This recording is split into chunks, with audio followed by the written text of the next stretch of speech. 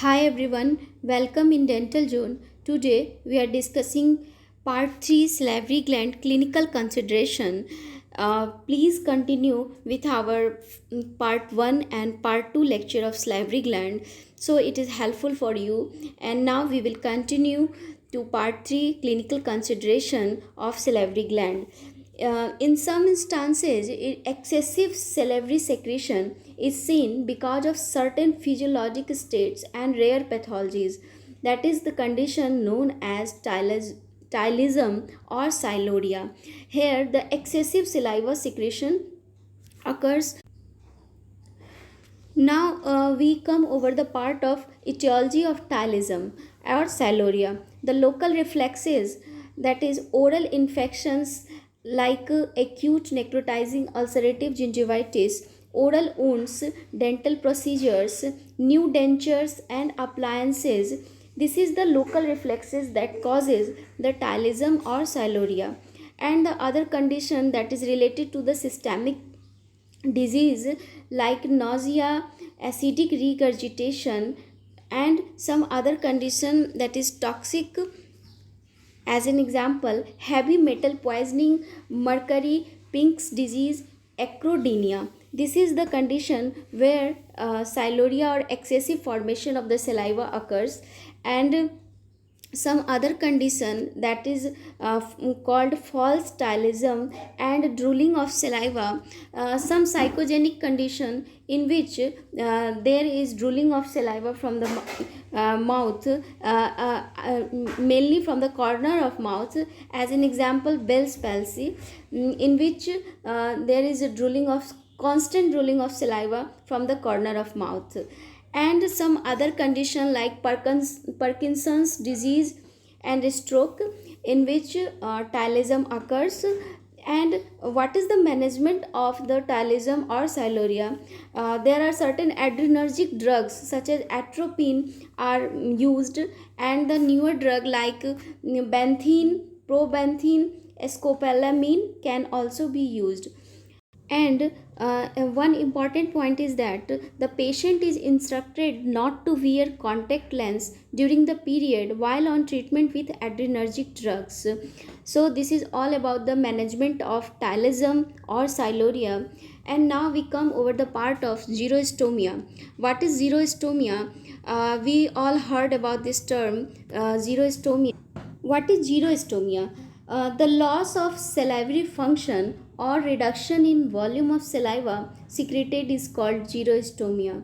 So before come to the xerostomia, we should have to know what is the total volume of saliva daily. The daily salivary secretion of total volume is 750 ml to 1000 ml daily secretion of saliva.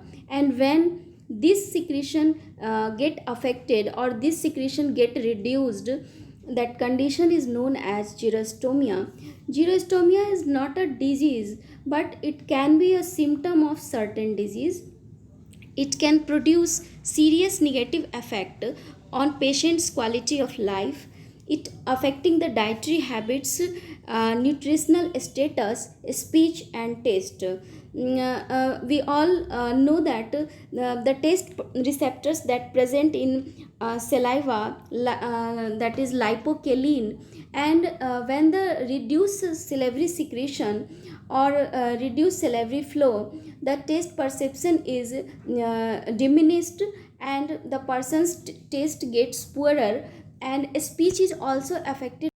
The mucin and other glycoproteins provide lubrication for the movement of the oral tissue against each other, allowing smooth and sliding movement. So, when the salivary secretion decreased, the speech is also affected, and the taste is also affected. Tolerance of dental prosthesis is difficult to the patient because there is lubrication of the oral cavity is lost due to reduced salivary flow, and due to this dental prosthesis tolerance is difficult to the patient and increased susceptibility to dental caries. We all know that the bicarbonate ion that gives the buffering action, and the ammonia and urea, it helps to increase the pH of the oral cavity. And when the pH get decreases, the carbohydrate fermentation get increases, and more karyogenic bacteria like streptococcus that grow faster in decreased pH. So if the secretion of saliva get decreased, there is susceptibility to dental caries increases, and it affects the patient's quality of life. What is the clinical appearance of the xerostomia? When we use the mouth mirror to the patient, it is easily stick with the buccal mucosa or with the cheek. We can easily appreciate here the stiffness of the mouth mirror in the oral cavity on the tongue, and we easily find the cracked lip. So this is the symptoms that appears in the oral cavity, and we easily appreciate in our clinical practice. So now we come over the part of causes of xerostomia. Temporary causes like psychological causes, that is anxiety and depression, it is well recognized as causes of reduced salivary flow. uh, After the psychological causes, there is ductal calculi like silolithiasis. It causes reduced salivary flow, and this is the painful situation, and it also leads to the xerostomia. And certain and certain infectious viral allergic condition that leads to the sialadenitis, and it causes xerostomia. And certain drug therapy like tricyclic antidepressant drug, bronchodilator, antihistamines, and Jibun is the newly introduced drug that is aid as a smoking cessation, and it leads to the xerostomia. And diuresis produced by drugs or alcohol. So these are the temporary causes of xerostomia.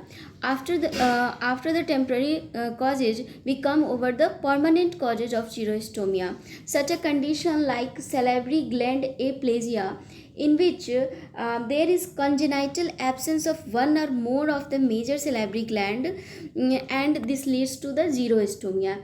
And certain other systemic disorder like diabetes mellitus, Parkinson's disease, sarcoidosis, and cystic fibrosis, these are the conditions where xerostomia can lead. And the other condition like radiotherapy of head and neck tumor, it can lead to the xerostomia. And surgical desalivation, due to the certain surgical procedure, there is injury to the salivary gland, and it affects the salivary flow. So these all are the condition that causes permanent reduced secretion of saliva, and the condition is xerostomia. So now we come over the part of treatment of xerostomia. That is, first of all, we should have to eliminate the factor such as drugs, calculi, and emotional problems. Apart from that, we should have to promote the salivary stimulation by using certain drugs like sugar free chewing gum and some salivary substitute. This is commercially available, that is known as saliva, and it is widely used as a salivary substitute. And review to monitor the condition of teeth, gingiva, and mucosa. So this is all about the xerostomia. So hope you will like our lectures. Thank you very much.